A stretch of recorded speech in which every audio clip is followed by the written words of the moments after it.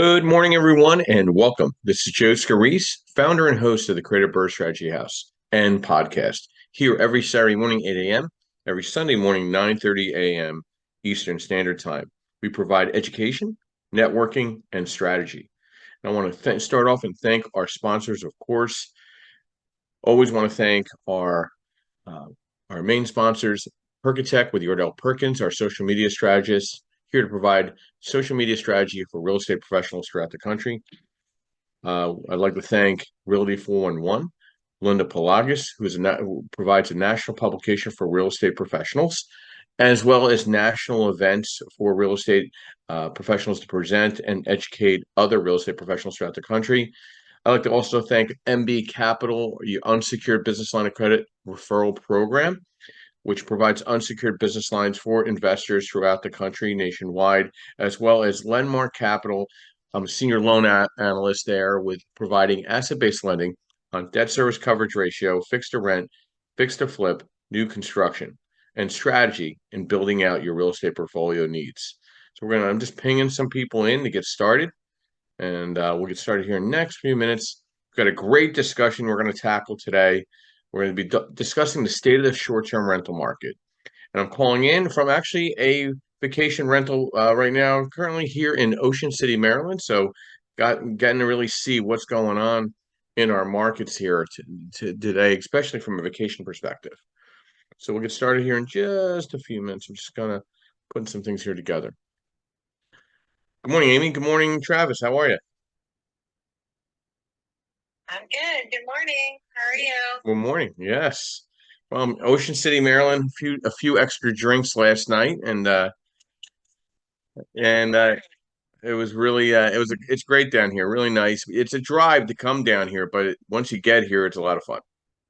That's good. Oh, that's awesome. Yeah. Well, I like this topic today. This will be fun. Yeah. A lot of new tech coming out in this whole area too, so it's pretty cool. Yeah, and I figured that would be a good thing to segue to you, and once I do an overview. So yeah, absolutely.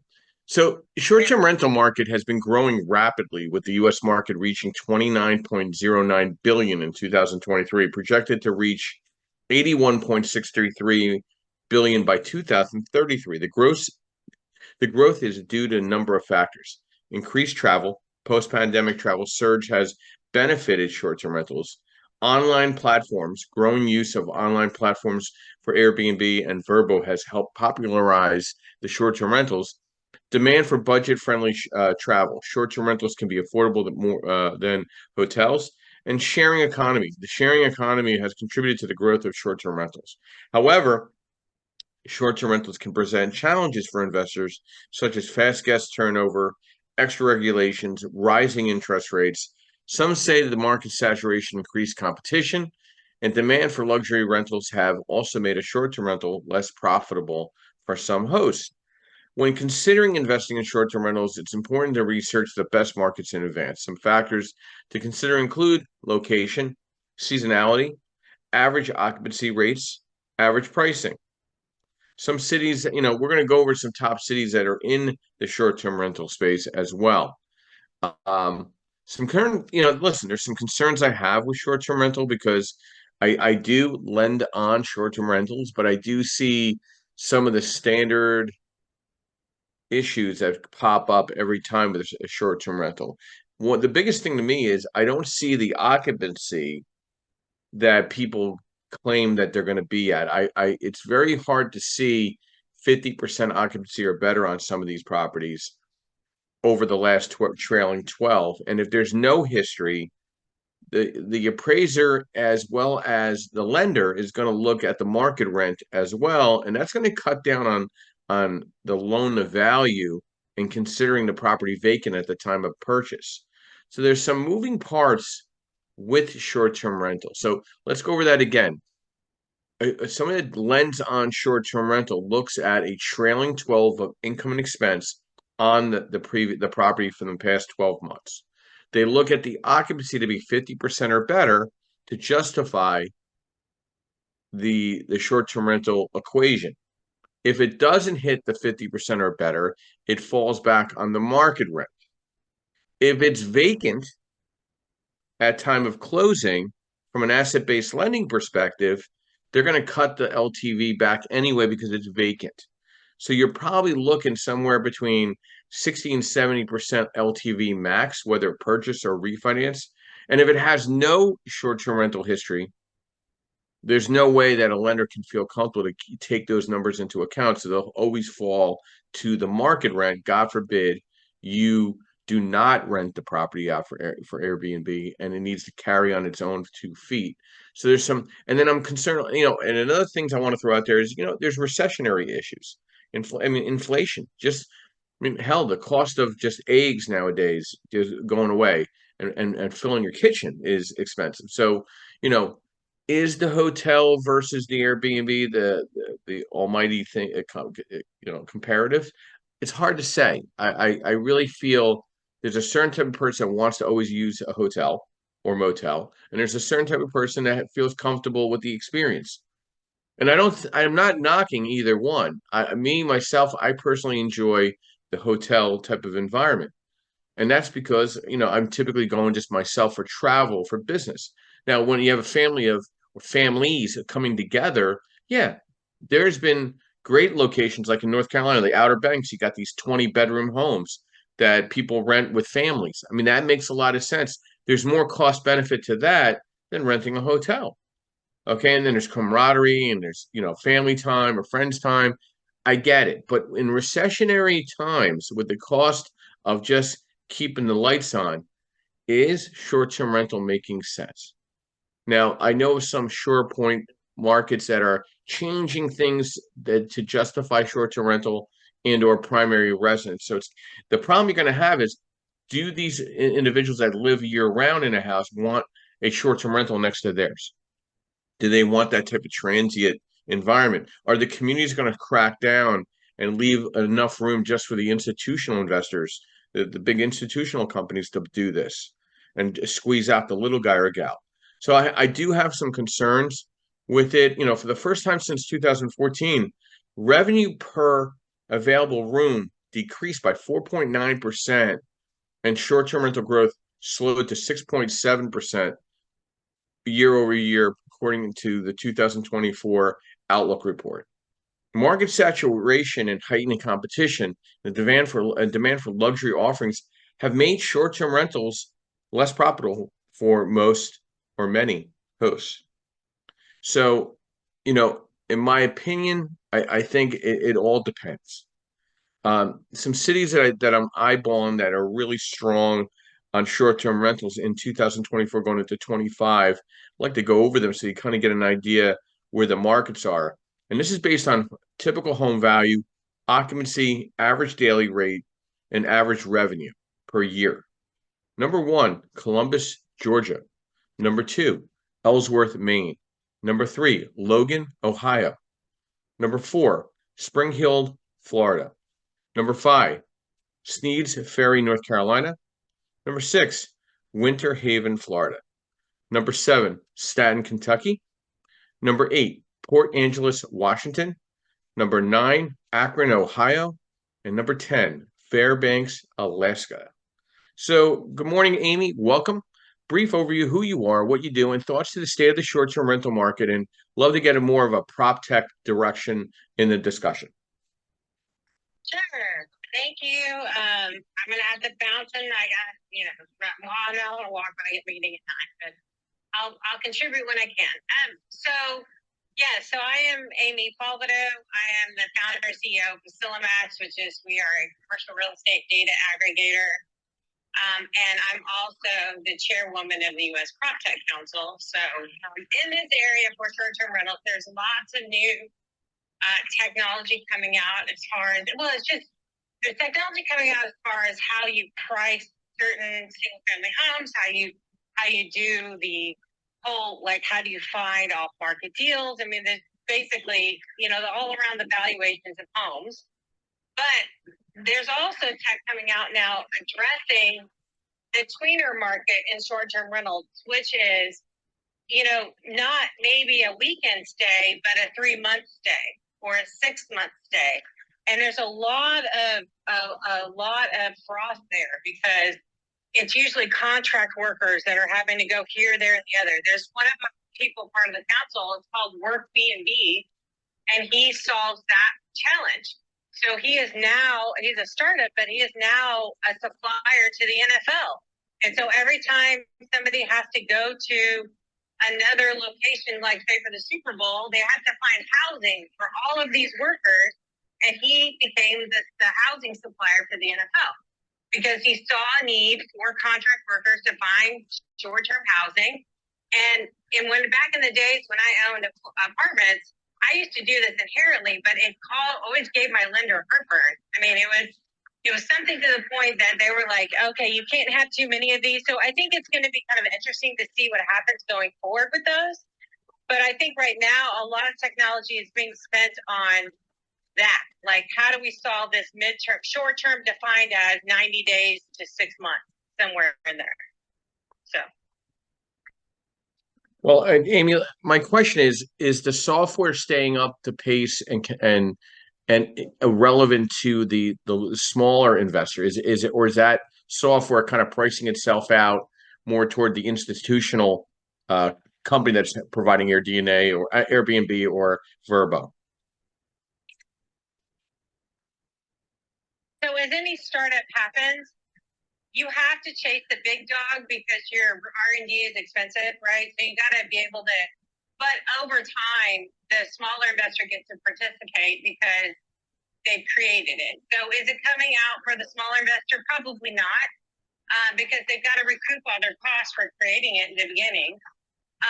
But in the short-term rental market, it's all smaller investors pretty much, right? I mean, there's not a bunch of, there's some big players in it, like Prime Vacations. This friend of mine is John Coletta, and he owns Prime Vacations, and that's all they do. They have a bunch of vacation rentals, and all over. I mean, he's down in Florida, but he owns them all over the place, and he also manages them. So, and he'll tell you that as far as management of the short-term rentals, there is no good solutions. There's some being built, and some are like being pieced together, like the rest of PropTech, but it's, I don't know. I don't think I have a good answer for that. I mean, I would just assume that if it's new technology, it's probably for a bigger player. But if it's, legacy technology, anybody needs it for sure. It's like price there, for sure. Thank you, Amy. The midterm rental market that Amy was discussing, the demographics cover remote workers and digital nomads, transitional groups, travelers and seasonal visitors, and cost-conscious renters. There's a surging advantages to midterm rentals. Okay, balance of stability and flexibility, attracting a higher quality tenant, lower turnover cost and higher efficiency, long-term stability without the commitment, ideal for corporate housing needs. The lease agreements are tailored to medium-term needs. Now, some challenges to midterm rentals: intensified tenant search efforts, reduced income compared to short-term options, less stability than long-term rentals, furnishing and upkeep requirements, potential for frequent turnover, and balancing market demand and availability, and navigating month-to-month lease complexities. To thrive in midterm rental market, rental property owners should master the art of adapting the diverse tenant needs and ensuring exceptional living experiences to optimize a rental's property appeal and profitability. We're going to go back to the 10 worst short-term rental markets that are up to date as of 2024, and these are based on the same conditions the top 10 U.S. short-term rental markets. Number 1 is San Jose, California. Number 2, Birmingham, Alabama. Number 2, San Antonio, Texas. Number 3, it was San Antonio. Number 4, Houston, Texas. Number 5, Sacramento, California. Number 6, Raleigh, North Carolina. Number 7, Riverside, California. Number 8, San Francisco, California. Number 9, Oklahoma City, Oklahoma. And number 10, Pittsburgh, PA. Good morning, Travis. Welcome. Go ahead, Amy. Amy, did you want to say something? Yeah, before, sorry. But it didn't interesting to note that the better short-term markets are smaller markets, Yep. and the worst, yeah, they're larger markets. I just thought that was Well, it's the barrier of entry to affordability with taxes, insurance, and the buying of the property itself too. I think. interesting. Yeah, that and then obvious we haven't hit on is the regulation around some cities just don't allow them, right? And you have to fight all that too. But Correct. yeah, it's interesting. Well, it's also how strong is the hospitality association as well in that market, because hospitality associations took a battering during COVID. They couldn't occupy any of the hotels. They came out ripping and roaring because, I mean, for some reason Airbnb was able to work around during COVID. So it's a very tumultuous market right now where hotels and motels are going at it with Airbnb, just like the smaller investors. So it's the dynamics to Airbnb is still evolving. I'm not a fan of it personally. I think there's just too much work to it. It's like repairing your car every day. Okay, there's only so much you can do to a car every day to maintain, and then there's problems. So, and then also, I would be concerned about neighbor relations as well. If you get a couple bad uh, occupants in the Airbnb space, you could run into some serious problems with your community, with your condo association, your townhome community. I mean, there's areas up in the Poconos that are just literally eliminating Airbnb altogether. They don't want it, and there's reasons, and I'm sure they're valid. Maybe not all, but most are valid. So again, this is a very interesting time with inflation, rates not going down anytime soon, cost of living is up. Does it make sense to be a short-term rental investor or mid-term rental investor, or do you just go with the traditional 12-month lease and ride out the storm as a long-term landlord? Travis, good morning and welcome. Brief overview, who you are, what you do, and thoughts to our discussion. State of the short-term rental market. Hey, Joe. Good morning. Thanks for having me on here. Yeah, I'm Travis. I am a real estate broker in the Houston market, which I'm kind of surprised and not that surprised to hear that we're on the worst cities to buy a short-term rental in. Just because of the reasons you said, the taxes and insurance here are very high, and the barrier of entry can also be high depending on the neighborhood. As far as my experience with the short-term rentals, I can't really speak to that because I haven't walked that walk. I have managed some mid-term rentals where we would lease out a property furnished for 3 months or more. We never got into that short-term stuff where people are coming and going, every few days or every week. But I know for the midterm rentals, it was good for my clients as far as what they were trying to do with the property. Now, these were one of my clients. The property was a home that they would come to during the summer months because they lived also in Oregon. And, so coming to Houston in the summer months it's like, you're stepping into an inferno, right? It's like super hot here. So it worked out well for them. We would lease it out for them during the summer months, and they would come back in the winter months. So I think it really depends on what your goal is with the property. But I know just from seeing how many short-term rentals we have, like down around our seacoast in the Galveston area and Crystal Beach, there's a lot of them, man, and there's a lot to choose from. And yeah, I would think that trying to manage that, like what Amy was talking about, not having the right software in place, it's got to be a challenge once you start scaling your business. If you have more than one or two short-term rentals.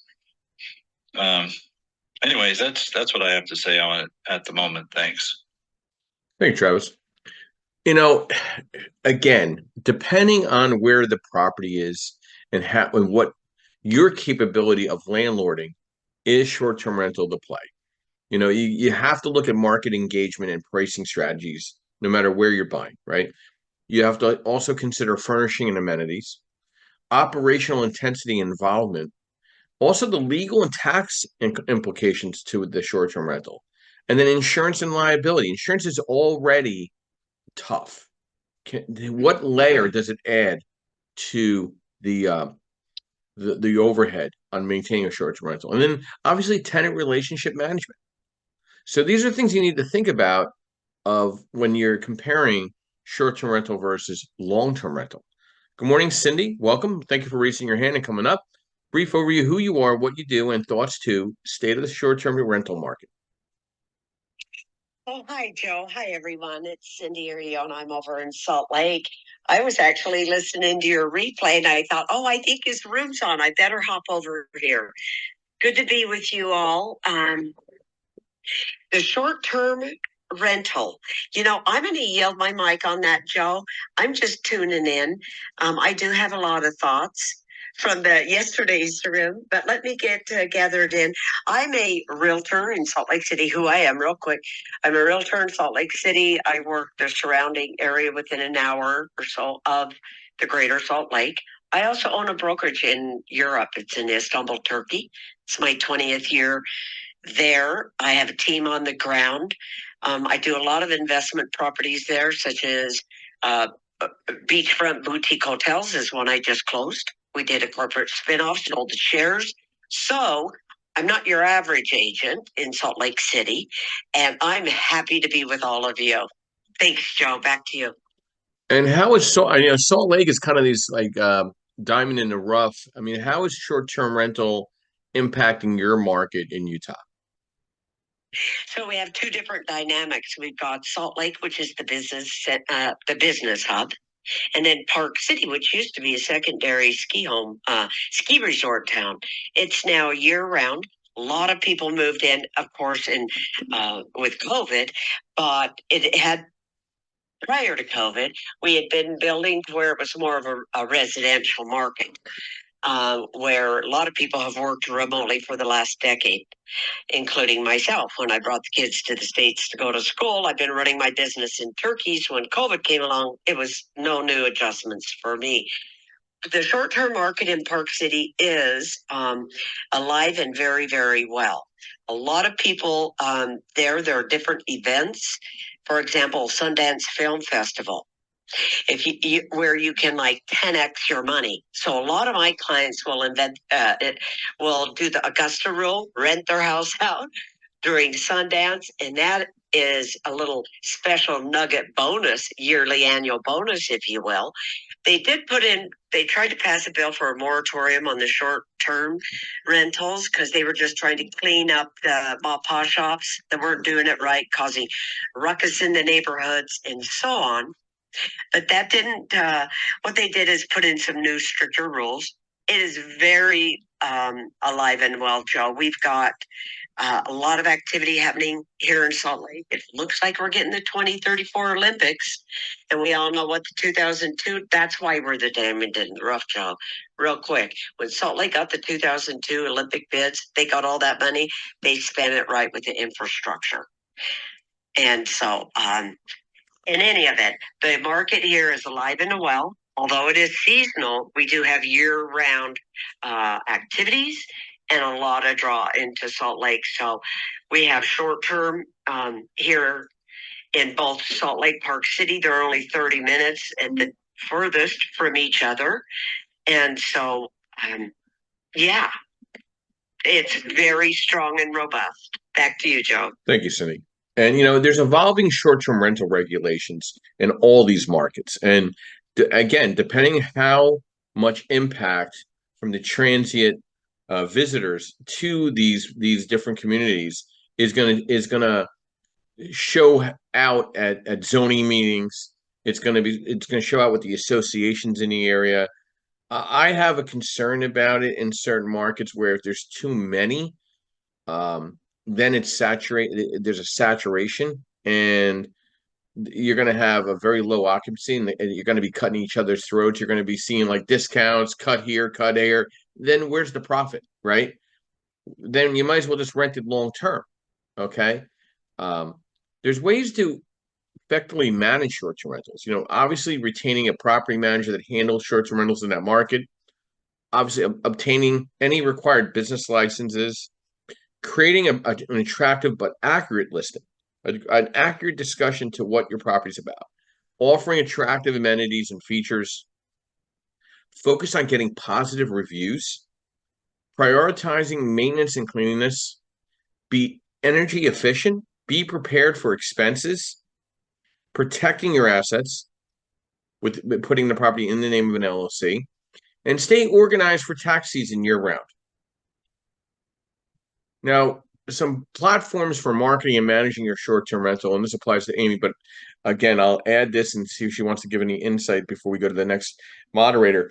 Airbnb, Vrbo, Booking.com, Expedia, Turnkey, Azebo, Zillow Rental Manager, and HomeAway. Amy, any thoughts to those softwares before we continue with the other moderators? Sure. Yeah. So all of those softwares have their quirks, right? And I will say, I think the most progressive of all of them is probably Airbnb, because they are truly going after not only the short-term rental market, but the mid-term rental market. You can get even a long-term rental on Airbnb and pay it monthly. It's really, you just pay a premium for it, but it's a furnished rental. So for traveling nurses, it's becoming kind of a preference. Short term, it's going to be either one of those. Zillow's, I'm just never a fan of Zillow. I just think their stuff is wacky. But HomeAway was kind of the original one, but right after Airbnb. I don't see too much of HomeAway anymore. I think they got bought out by Airbnb. Pretty sure HomeAway got bought out by Airbnb or somebody, or Vrbo, one of the two. So it's been a little bit of consolidation, but I think Airbnb is being the most progressive as far as what they're trying to do with what they've got. Thank you, Amy. And some key factors to consider when selecting a short-term rental platform: market reach and audience, fees and commission structure, ease of use and management tools, payment processing and security, customer support and service, reviews and reputation, marketing and SEO capabilities, flexibility and control, legal and regulatory compliance, and other services and partnerships. Good morning, Bob. Welcome. Brief overview, who you are, what you do, and thoughts to the discussion this morning, state of the short-term rental market. Hey, good morning, Joe. So my name is Bob. I help people set up LLCs and corporations. Used to be a civil engineer prior to that. I'm not a lawyer. I'm not here to give any legal advice. The short-term rental market, the two that I see and interact with the most, more circumstantial because of where I live and where I have lived.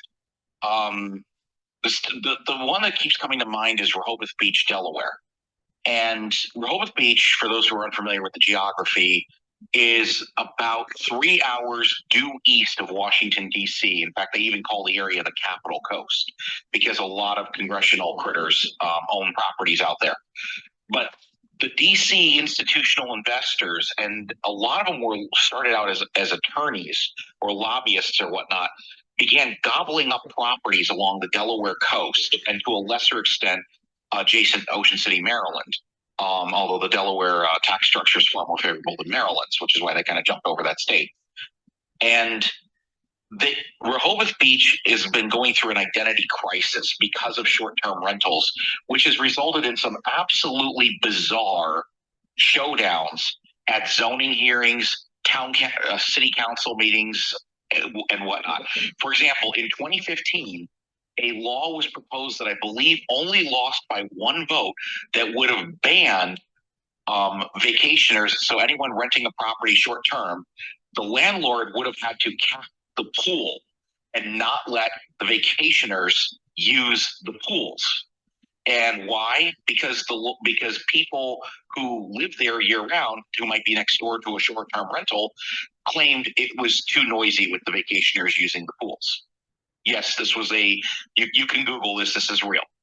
And then it resulted in some very old homes in the town being ripped down and replaced with properties that were only being used for rentals, like 8-bedroom houses, 13-bedroom houses, houses that no one's going to ever live in. And unfortunately, the bizarreness of it resulted in a lot of the longtime businesses rolling up shop and moving out to the areas where the locals live, further out on Route 1, closer to Lewis. Like, for example, Nicola Pizza, which was an institution in downtown Rehoboth, moved to Lewis. the big dolly sign on the boardwalk. If you've ever seen a picture of the Rehoboth boardwalk, you know exactly what I mean. That's gone and had to be moved to another site to be preserved, because the landlord of the building decided to turn it into a grotto pizza. So just little things that are making the town change and go away, kind of lose its character along the way and become more of a institutional investors paradise, essentially, with extremely high costs to get in there, even just for a week or a weekend. Rehoboth typically runs on a 1 week schedule. Not to mention the headaches when Joe Biden, who has a summer home in Rehoboth, decides to spend the weekend there, and they shut down all the streets in the downtown and whatnot. Just makes an absolute mess. So it's a very bizarre. It's become a very bizarre version of itself because of all the various factors. But then another one that Joe mentioned, the Poconos, jumping up closer up into the northeast corner of Pennsylvania. And Joe's absolutely right. A lot of municipalities just said the hell with Airbnbs or short-term rentals, and they're just flat out banning them. Sometimes it's on a municipal level, but a lot of times up in the Poconos, and this is kind of unusual for Pennsylvania, a lot of them, there's a lot of HOAs up there, which you don't see as many of in PA as you do in other states where they don't have township level governments. So with Pennsylvania, with the Poconos, they don't want, I think a lot of it also spurred from the 2020 situation in New York City, where a lot of people vacated to Pennsylvania. Pennsylvania got a million plus population bump, which is already evaporated according to the short-term census updates. So a lot of that was into the Poconos, while New York City was, the whole ground zero for the 2020 situation. So a lot of that came out of that as well. And then not to mention the big fight over the rails, the Amtrak service that's going to be starting up in about 4 years.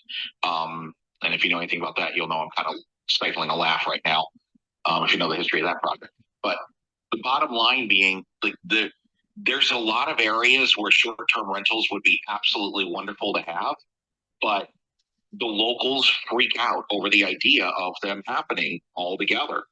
So what do? They're banding together to try to prevent the market from rolling in. I've had many clients who set up LLCs who have run into just brick walls where they find out, the HOA says we can't do that. The township won't give us a permit, blah, blah, blah, blah, blah. So with that said, Joe, I'll turn the mic back to you. Thank you, Bob. I really appreciate that. And what is the target market when you're evaluating the type of desired guests, for location and type of home for Airbnb? And the one that comes to the top is the millennial. They prefer unusual accommodation and vacation rentals with a personality, whether they're in the heart of a big city or staying in a remote cabin. Millennials are unlikely to prefer a hotel-like experience, but rather the small-scale feel of an independently owned business. They will often look for plenty of Instagram photo opportunities when staying somewhere new. On the other hand, beach lovers of an older demographic might prefer luxury, style accommodation, and hotel, like convenience when looking for the next getaway. They might be looking for a beautiful, quiet accommodation close to the beach and to be prepared to pay top dollar for a convenient location. Whatever target market you're trying to attract with your investment choices and marketing, make sure it's something that you keep in mind when making that final decision. Understanding also the local economy to where the short-term rental is extremely important. After figuring out what type of demographic you're trying to reach with the investment, the next step is to touch with the experienced local realtors in that area, because they know what's going on in that area. They know what the rental market is. They know what the economy is going on. They go to Chamber of Commerce meetings. They're out there. They're trying to at least be it. They should be out there in front of different businesses that are involved with that local community. And that's going to tell them and give them an idea to translate that to potential investors that call upon opportunities in those markets. Hey, is this a good place to buy for a short-term rental? And now, if a realtor is worth their salt, they're going to be honest. They're going to tell the truth. Well, here, this is what it looks like right now, and this is what the long-term rental looks like right now. You should hedge your bets. God forbid it doesn't work out. You don't get the right maintenance services. The upkeep and cleaning of just some of these units is absolutely amazing. I mean, I mean, just cleaning my house and making sure that it stays clean is a feat. So can you imagine taking care of your home and somebody else's and then other ones on a day-to-day basis? So there's some considerations you have to keep in mind. Is this something that you're going to be like, again, you're shining that engine every day, every single day. Good morning, Deborah. Welcome. Brief overview, who you are, what you do, and thoughts to our discussion this morning, state of the short-term rental market. Good morning, Joe. And first of all, happy Father's Day to all your fathers out there. Congratulations and happy Father's Day to you. Deborah Adamy. I live in Las Vegas, Nevada. I'm Chicago. I've been a realtor out here since 2005. I've known Joe for a while and met him actually here in Vegas and his wife. So the rental market out here in Las Vegas, of course, rentals have gone up. And I read an interesting article in the Review Journal that said that properties, to build on disappear here in 7 to 8 years. That's what they're projecting. We have a huge new build going on right here in Vegas. As far as short-term rentals, it's all over Vegas. You have to be licensed, of course. It's $1,000 a year to be licensed. You have to check the property and make sure that it meets all the requirements. But it's always been a good rental market, and if you got grandfathered in, you're very good out here as far as short-term rentals. And it's beautiful all year round. It gets very, very hot. You guys probably know that. But yeah, and we've got so many new football stadiums and baseball. And it's really changing since I've come here in 88. So really changing. As far as the Las Vegas, aspect of more family sports, always the casinos, of course. But we have the World Series of Poker and a lot of different singers and stuff. So it's always going to be good. But I hope I answered your question, Joe. Well, since I'm a fan of Las Vegas, and actually I got married there, and then I actually met you there at an EXP event. I remember. My thoughts are like you got 3 sporting teams coming there. You got A's, you got Raiders, and then you got the hockey team, right? I'm hearing rumblings that these hotels don't even need the conventions anymore because of all the inbound from the sports. So, and Vegas is the most convenient airport, I think, in the world for way outs and way in. So the suburbs of Las Vegas are increasing. Even rural is becoming more suburb. Don't you think the hospitality associations in Vegas are going to just take over a lot of this Airbnb activity in Vegas over time and kind of push out the little person? What's your thoughts on that? Yeah, I think you're right, Joe. They are the ones that, you had to be grandfathered in because they wanted to stop it. Because there were a lot of people doing Airbnbs on the strip, and they got mad because you're taking market share from them, and they're the strongest. I mean, there's nobody stronger out there than and they have the best lawyers and blah blah blah. So I think you're totally right, Joe. I think because of the sports coming here and all that, yeah, I think you're right. Yep. Yeah, I'm even seeing in like a vacation rental market such as Cape May, the town is pushing the bed and breakfasts to acquire homes if need be to offer Airbnb through the bed and breakfast. So certain communities are getting active in pushing hospitality to take over some of the potential opportunities of Airbnb in their market. And again, how do you analyze a short-term rental?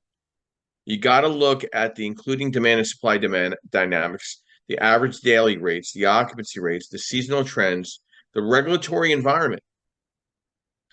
Effective analysis also includes understanding the competitive landscape, particularly in the Airbnb rentals and Airbnb versus Vrbo, to gauge market saturation and identify opportunities for differentiation. Tools like market analyzers and data platforms can provide valuable insights into metrics, helping investors and property managers make more informed decisions. Linda, good morning and welcome. Brief overview, who you are, what you do, and thoughts to our discussion this morning, state of the short-term rental market. Good morning, everyone. Good morning, investors. My name is Linda Pliagas, and I'm the owner of Realty411.com. I'm also a licensed agent and have been for over 17 years. Now, Realty411.com is a news and information website. We publish digital and print magazines, host virtual events and expos, webinars, and more, all in an effort to help investors on their journey. Now, although I am not an Airbnb operator currently, I am a buy and hold landlord and have been for over 20 years. I personally like the security and steady and stable cash flow that comes along with long-term tenancy. But I have to admit, Airbnbs have intrigued me and piqued my interest. Partly because I live in a area which is very touristy. We bring in millions of tourists a year here in the Santa Ynez Valley area of California. So I believe that an Airbnb would do very well in my community. So recently I did some research, and we have the room in our home lot to build another unit in the backyard away from our main house, so it's not visible. So that's why I've been so intrigued with building an Airbnb in the back. Now, my estimates came at about $175,000 to $300,000 to build an existing unit, depending on the size, building materials, and method of construction, such as whether it's going to be prefabricated or built to suit. Now I need to determine how many days and nights the unit will need to be occupied in order to break even and actually to make a profit. So I have looked into incorporating an Airbnb into our portfolio in the near future. And you know what? Maybe one day our readers can stay in our own Realty 411 Airbnb in California. So stay tuned for that. Now, for me, I would not want to be a full-time Airbnb operator because just like Joseph mentioned, it is very time consuming. You need to handle the marketing on the unit, get the unit ready for your guests. There's a lot of responsibilities that go along with that. It just seems to me like it would be a very time consuming endeavor, more than I would want to deal with. But I do know many investors who have done very well with short-term rentals. So as far as advice, I would start my Airbnb career with my own home to make sure it's a model that I can handle and one that I enjoy running. So why don't you, let's see, maybe renovate your garage or a spare room of your home to see if you like operating an Airbnb and if that goes well for you. Now, if this model is something that you enjoy, by all means, you may want to expand and then buy a property just for your own Airbnb business. But here in California, now we have the legal right as homeowners to renovate our garage and turn that garage into an existing a livable space that can be rented out. It is thoroughly legal. Every homeowner in California has the ability to create their garage as a separate living space, plus add another living space in the backyard.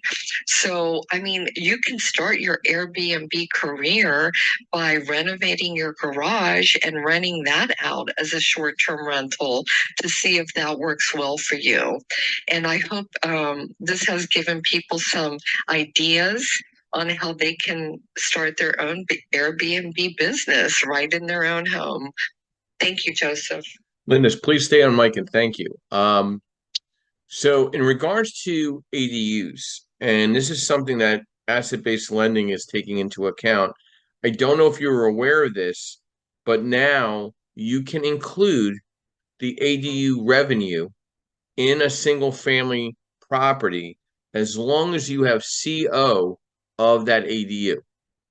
So if you have a Cunningham home, like Fonzie used to live above the garage, and there's a CO to that unit, you can use that revenue toward the debt service coverage ratio of the property.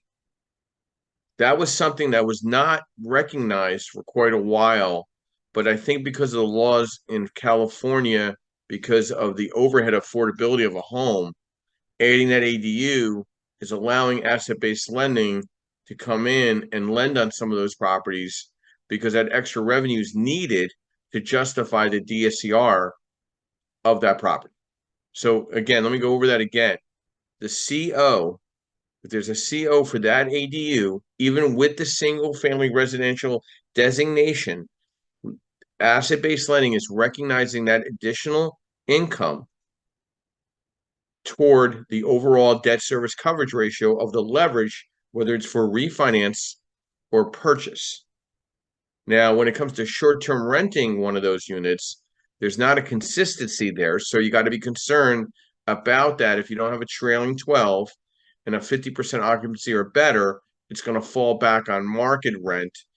And most likely that debt service is not going to take all that into account on estimate numbers in the Airbnb specifically with a ADU. So you got to be very cautious with that. And some takeaways I'm thinking here is, 2024 will see a stable occupancy rates in the short-term rental market with a growing demand more toward the luxury and unique properties like tree houses and eco retreats. It's kind of funky, but I don't know if I want to stay in a tree house. I don't know if I can get out, but it's something to keep in mind. Technological advancements such as AI and virtual tours are enhancing guest experiences, while the concept of slow travel is becoming more popular. Hosts should focus on using vacation rental data to adapt increasing competition and changing traveler preferences, including trends like solo travel and all-in pricing. Good morning, Justin. Welcome. Brief overview, who you are, what you do, and thoughts to state of the short-term rental market. Justin? Yeah, I'm sorry. I was trying to get to the button, man. Good morning, y'all. It's all good. Justin Jefferson here. I'm currently in the Louisiana market. Say this every time. I'll be getting to some better places soon. But I've been hearing a lot about how this may not be working out as well as a lot of people thought. And I'm not to start it off with a negative connotation of what's going on, but I do think that I've been hearing a lot of a short-term rental people struggling. People do not have as much extra money, right, to be going to travel and do things and so on and so forth. So from my perspective, I've always listened to the folks who told you to underwrite your short-term rentals like regular rentals. So I'm assuming those people are having a little bit better time right now. But, everybody's strapped. Most people are strapped. Most common people for survival funds and doing things that are outside of their needs and means right now in a lot of places around the country. Or money in circulation when these things were coming about and when they were coming up, and people were really excited about taking advantage of the opportunity. I think we all knew it has a window of opportunity for the masses, even though it's something that's always been around. And I think things like that, such as wholesaling and things you can make into an entire profession, right? But have kind of maintained themselves at a small scale. I think they're at a small scale for a number of reasons, and I think that's what we're kind of going back to, that equilibrium and a balanced market instead of an over-saturated market of short-term rentals. So I think that's kind of, just to sum up all those thoughts, I think that's kind of where we're headed.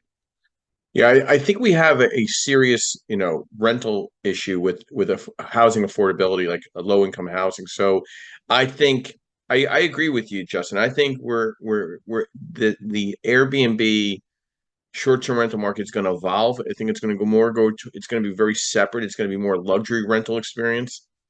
I think unique rentals are on the rise. I think slow travel gains momentum. So I don't think people are going to be traveling as much abroad. I think you're going to see more, within the United States. So I think people are not going to travel out of country, and I think they're going to take advantage of cost savings by traveling to maybe a unique experience.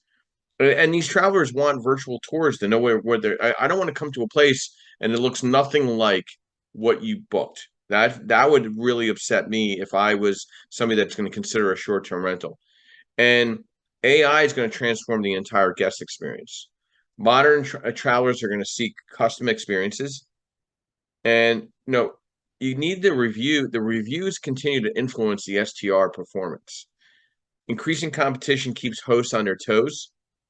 Vacation rental managers are more prominent than ever. So, like, I drove down here in Ocean City, Maryland. I saw at least 10 property management companies and maintenance groups up and above just real estate offices.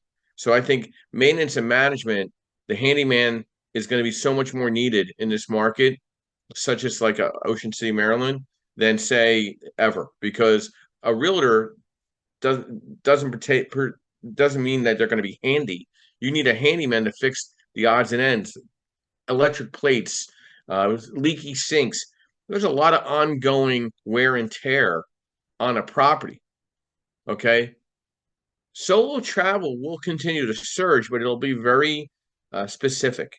Okay. It's not going to be just wham bam. This one area is going to just do great. But heightened regulations will restrict STR operations. And again, list on multiple platforms to gain popularity. Bob, your outro in regards to state of the short-term rental market. Bob, going once. Bob. Oh, sorry. I was having a little trouble getting back in here.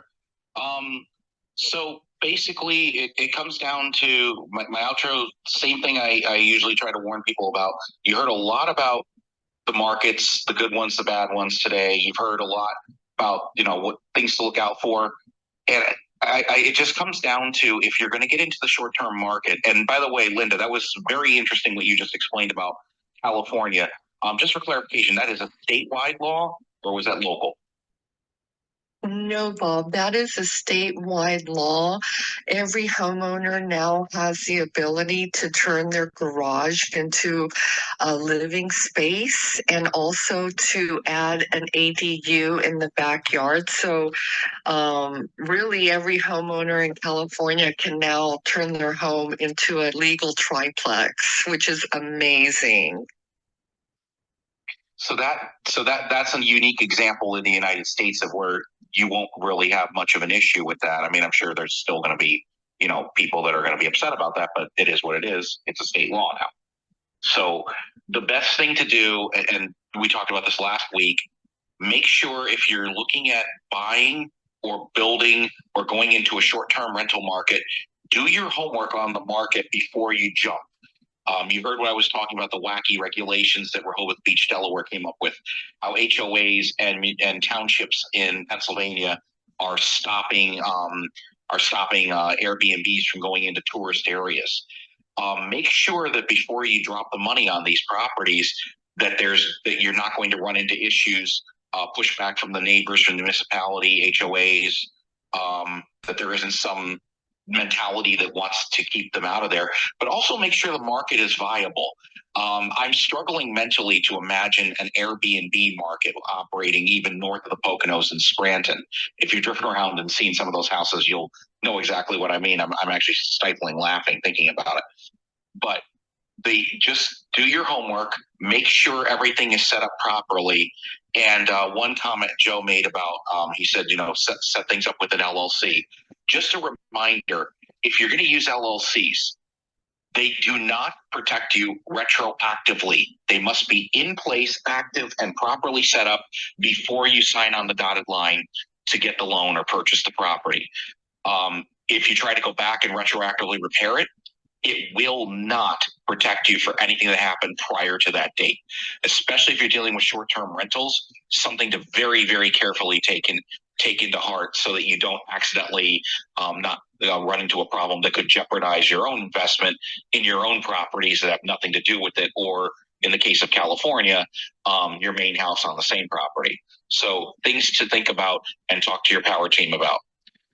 With that said, again, nothing I said was intended as legal advice. And thank you again, Joe. Enjoy Ocean City, Maryland, and back to you. Thank you, Bob. Oh, we have a surprise guest that popped up here. I invited her up. I haven't spoke with her in quite a while. Good morning, Jill. Welcome. Brief overview, who you are, what you do, and thoughts to our discussion this morning. State of the short-term rental market. I like it. You see, at 9:30 we start every Sunday. Happy Father's Day Well, to thank you. everyone. And to you. And yeah, good conversation. I think Airbnbs are a hot topic right now, or short-term rentals. And I like the information about the actual Airbnb platform making some changes. But, I think we've talked about this. You've talked about this for a long time, about the safety in those numbers and where that market's going. I think we saw huge saturation right around it before COVID when, the Missouri is not a market that you have a lot of Airbnbs unless you're around a lake or a vacation area, but we saw them and, every town started to have them everywhere around COVID. So I think saturation is the number one risk with those right now. And of course, like you said, the numbers, but I think that people don't realize that when you go in, when you do I do midterm rentals for travel nurses, and it's a hospitality job. It's not just landlording. It certainly is not passive investment. And I think that the furnishings and the upkeep and the turns are also part of the numbers that people have really misjudged, because it's difficult to find cleaners. It's difficult to find quick handyman and a turnover. It's difficult to respond to those, those needs of a traveler as hospitality. So I think those are things that are, those tangent things are some things that have really made the numbers not work like people thought they would, or been more than they thought they were taking on. And I think there are a lot of people that have bitten off more than they can chew, I'd say. But those are my thoughts, and it's great to hear your voices, and it's nice to be up here. Jill, thank you. And I appreciate your insight. I have to agree with you. I'm not a fan of midterm and short-term rental. From a lender, I'll do them because that's my job. But from an ownership perspective, the wear and tear and having maintenance on call and management on call almost by the day is a lot different than by a long-term rental where it's not as tedious. So I think it's a wear and tear mindset wise. If you don't have the right management maintenance group in place, you could seriously fail and go upside down in your deal.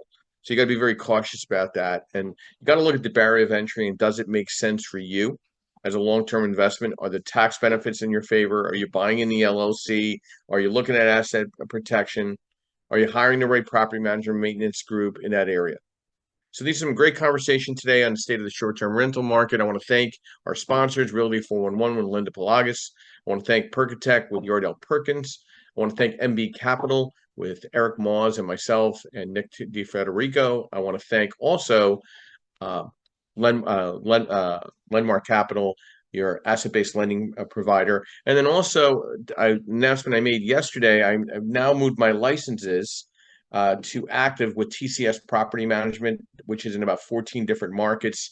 If you're looking for a joint venture or partnership with a management company that wants to come into your market, or if you need to have a referral program with a management company, please reach out to me. I'll be setting up a call to action link for inquiry and strategy discussions this week with Yordell.